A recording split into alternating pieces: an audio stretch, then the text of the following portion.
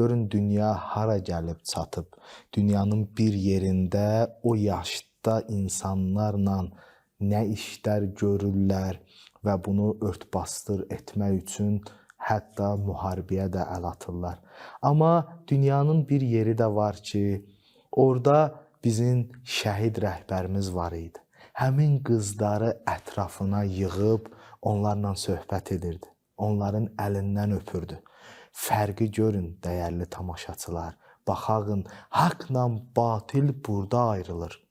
İnsan bu iki kadrı izləyəndə bir tərəfdə o yaşda qızlarla hansı əxlaqdan, etikdən, vicdandan, şərəfdən uzaq hərəkət, bir tərəfdə onlara verilən dəyər. Kəramət 10 günlüyünün başlanğıc günüdür. 10 gündən sonra da İmam Rıza əleyhissalamın mövludu olacaq. Bu günlər münasibəti ilə başda İmam Zaman ağamız olmaqla bütün haqq sevərləri, bütün şiələri, müsəlmanları təbrik edirik. Amma dəyərli tamaşaçılar, insanın dilinə təbrik gəlmir. Niyə? Çünki Minab məktəbində şəhid olan o 187 məsum insanı, o gül balaları insan təsəvvürü edəndə çox kədərlənir, çox qəmlənir həqiqətən. Axı onların günahı nə idi? Axı onlar nə etmişdi?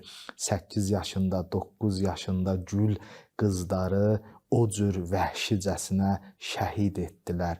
Ona görə həm də qızlar günüdür. Bu gün münasibəti ilə də başda Minab məktəbində olan o qızların təbrik edirik.